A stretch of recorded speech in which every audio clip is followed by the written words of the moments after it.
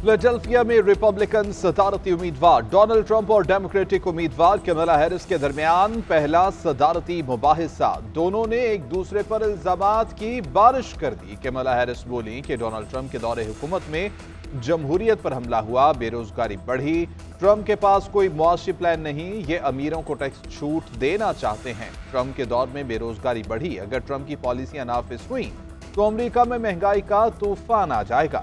Trump की मुआशी पॉलिसियों का नतीजा तिजारती खसारे के तौर पर निकला। मईशत की बेहतरी के लिए लोगों को नए बिजनेस स्टार्टअप करने के लिए फंड्स देने चाहिए।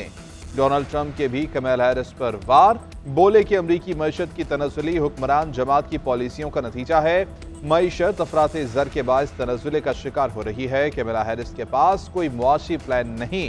कमला हैरिस दरअसल जो बाइडन का मुआशी प्लान लेकर घूम रही हैं।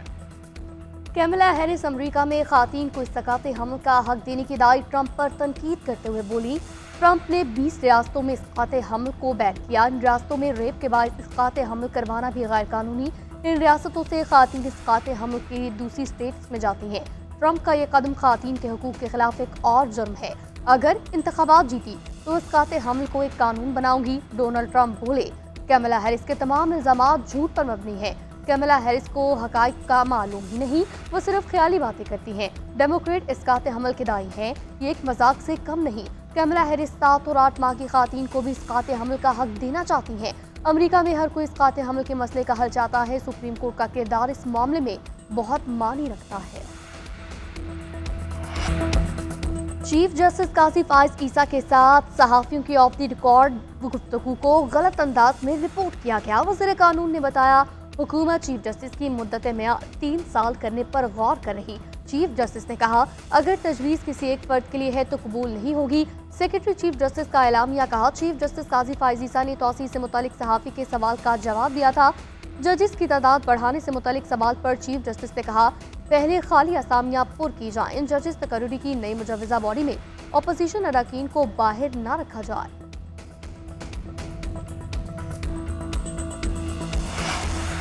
चेयरमैन तहरीक इंसाफ बैरिस्टर गौहर की रिहाई, संगजानी मुकदमे से डिस्चार्ज। तहरीक इंसाफ की गिरफ्तार रहनुमाओं का 8 रोजा जिस्मानी रिमांड। इंसदाद दहशतगर्दी अदालत ने शेर अफजल मरवत, आमिर ढोकर, सैन कुरैशी, नसीम शाह, अहमद चट्टा और दीगर रहनुमाओं को पुलिस के हवाले कर दिया। शुएब शाहीन के जिस्मानी रिमांड की प्रोसिक्यूशन की इस्तदा मुस्तरद, जुडिशल रिमांड पर जेल भेज दिया गया। शुएब शाहीन की दरख्वास्त जमानत पर आज के लिए नोटिस जारी। शेर अफजल मरवत ने अदालत में कहा, मैं सिविल जज 32 साल वकील रहा, क्या मैं पुलिस पर पिस्तौल रखूंगा। अली अमीन गंडापुर पर डीएसपी की कंपनी पर कलाशनकोफ रखने का इल्जाम लगाया गया। अगर पुलिस वाले सच बोल रहे हैं तो कुरान पर हर्फ दें। इनके पास जबानी इल्जामात के अलावा कोई शवाहिद नहीं। पुलिस का गैर कानूनी इस्तेमाल करके इमेज खराब किया जा रहा है। हुकूमत होश के नाखुन ले, मुल्क को खाना जंगी की तरफ न ले जाए। आईजी इस्लामाबाद और मजिस्ट्रेट को शर्म आनी चाहिए।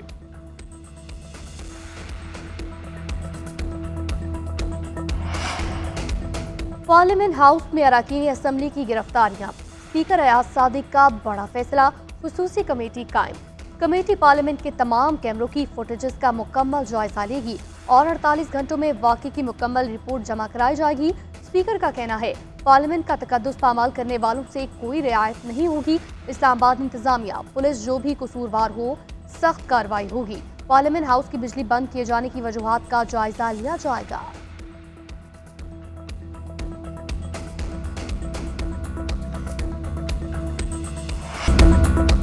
तहरीक इंसाफ के रहनुमाओं की गिरफ्तारी की कौमी असम्बली में गूंज। पीटीआई अरकान का शदीद एहतजाज। जली मोहम्मद खान बोले, कल रात पाकिस्तान की जमहूरियत का 9 मई था। पार्लियामेंट में पनाह लेने वालों को उठाया गया।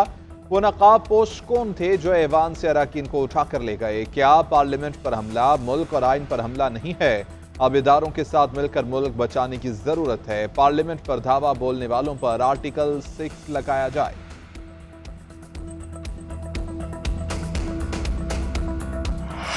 से ये जब भी बात आती है वो कहते हैं हमने फौज से बात करनी है। बेसिकली ये पॉलिटिकल डीएनए का डिफेक्ट है। इन्होंने जमीर बेच दिए हुए हैं। ये किस तरह बात करते हैं? मेरे पे आर्टिकल 6 इन्होंने लगाया। 15 दिन का उन्होंने कहा है कि उन्होंने रिहा कराना है बानी पीटीआई। आज दूसरा दिन है, 13 दिन रह गए हैं। हम इंतजार कर रहे हैं कि वो आए लश्कर लेके। उसने जो हमारे मुतल्लक कहा है ना कि फलाना का बाप और फलाने का बाप, अगर उसका कोई है तो आए लश्कर लेके यहाँ पे। हम इंतजार कर रहे हैं, अटक के पुल पे इंतजार करेंगे। आप कहें खान नहीं तो पाकिस्तान नहीं तो फिर रद्द-ए-अमल तो आएगा।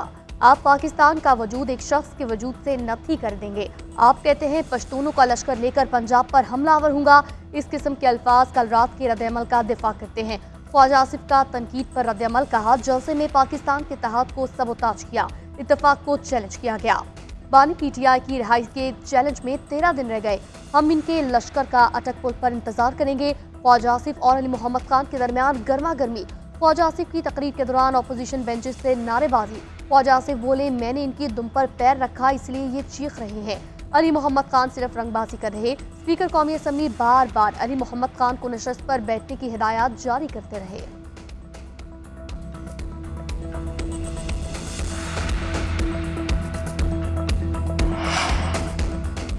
फैसल वावडा की सेनेट में धुआंधार तकरीर।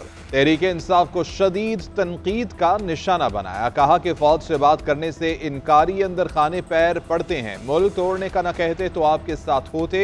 पीटीआई पहले नैब तरामीम के खिलाफ थी, आज रिलीफ मांग रही है। आप लोग फैज हमीद की गोद में बैठ कर आए, हमें बता रहे हो कि हम आपको इज्जत दें। अगर तकरीर में माँ बहन बेटी का ख्याल किया होता तो वो ना होता जो हुआ। हमारी माओ बहनों को कुछ बोलेंगे तो हम खामोश नहीं रहेंगे।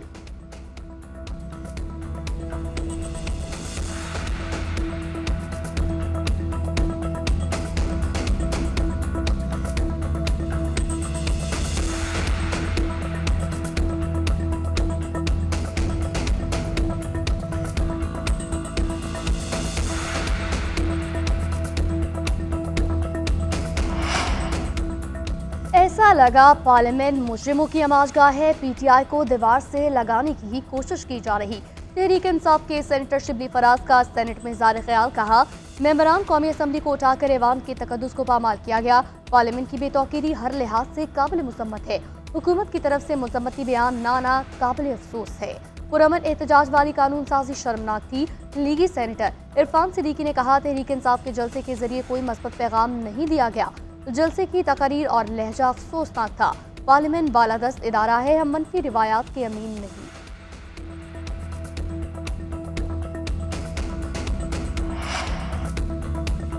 तहरीक इंसाफ का गिरफ्तारियों के खिलाफ जुमे से मुल्कगीर एहतजाज का फैसला। पेशावर में तहरीक इंसाफ की कोर कमेटी का इजलास। वज़ीर आला खैबर पख्तूनख्वा अली अमीन गंडापुर और दीगर कायदीन की शिरकत।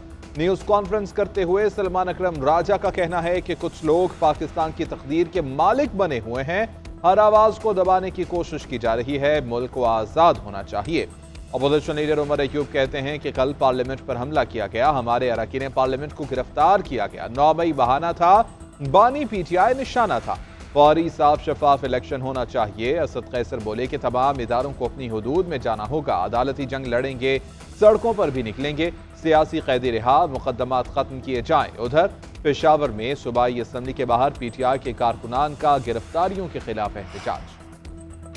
बानी पीटीआई का वज़ीर आला अली अमीन गंडापुर के बयान का भी दिफा। एस्टैब्लिशमेंट से बातचीत के दरवाजे बंद करने का ऐलान। कहा, अली अमीन ने कौम के जज्बात की तर्जुमानी की। बयान पर माफी मांगने वाला बुज़दिल है, उसे पार्टी में नहीं होना चाहिए, वो पार्टी छोड़ दे। बानी पीटीआई का एस्टैब्लिशमेंट से दर पर्दा मुज़ाकरात का एतराफ़। पटियाला जेल में सहाफ़ियों से गुफ्तगू करते हुए बोले, एस्टैब्लिशमेंट ने हमें धोखा दिया। मेरी पार्टी के 4-5 लोग बातचीत कर रहे थे। आज से उन्हें हिदायत जारी करता हूँ कि एस्टैब्लिशमेंट से कोई भी बात नहीं करेगा। एस्टैब्लिशमेंट समेत तमाम फरीकैन से मुज़ाकरात के दरवाजे बंद कर रहा हूँ। 8 सितंबर का एनओसी एस्टैब्लिशमेंट ने दिया। 21 सितंबर को इजाज़त मिलने या ना मिले लाहौर में जलसा करेंगे।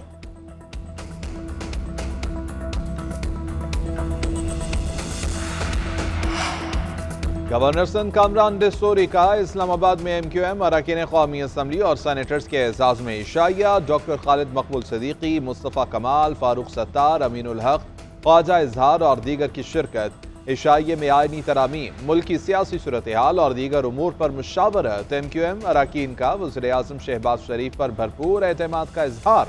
आवाम की फलाह बहबूद के लिए हर कानून साजी की हिमायत का आज़म।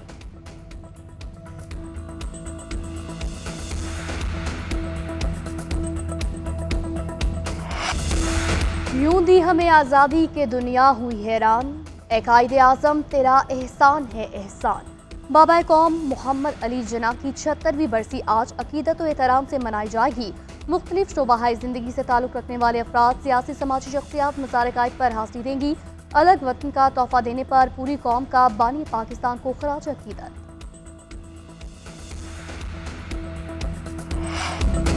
साबिक़ वज़ीर-ए-आज़म नवाज शरीफ की अहलिया साबिक़ खातून अव्वल बेगम कुलसूम नवाज को बिछड़े 6 बरस बीत गए। कुलसूम नवाज को 3 बार खातून अव्वल होने का एजाज़ रहा। मुशर्रफ दौर में पार्टी को मुत्तहिद रखने के लिए मरहूमा की जदोजहद आज भी याद। अपोजिशन जमातों को आमरीत के खिलाफ मुत्तहिद करने पर मादरे जमहूरियत का खिताब दिया गया। अक्टूबर 1999 नवाज हुकूमत खत्म होने के बाद मुस्लिम लीग नून की क़यादत संभाली। NA 120 के ज़िमनी इंतखाबात में कामयाबी मिली। बीमारी के बायस हल्फ नहीं उठा सकी। 11 सितंबर 2018 को लंदन में इंतकाल हुआ। और पाकिस्तान के खिलाफ टेस्ट सीरीज के लिए इंग्लैंड के 17 रुकनी स्क्वाड का ऐलान।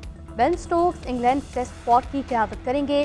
Jack Crawley, Ben Duckett, Ollie Pope, Joe Root, Jordan squad का हिस्सा Harry Brook, John Smith, Chris Woakes, किस अंस्टन, ऑली स्टोन और ब्रेट क्रिस स्क्वाड में शामिल। टीम में 3 स्पिनर्स की शिरकत। पाक इंग्लैंड टेस्ट सीरीज अगले माह शेड्यूल। मैचेस मुल्तान और रावलपिंडी में खेले जाएंगे।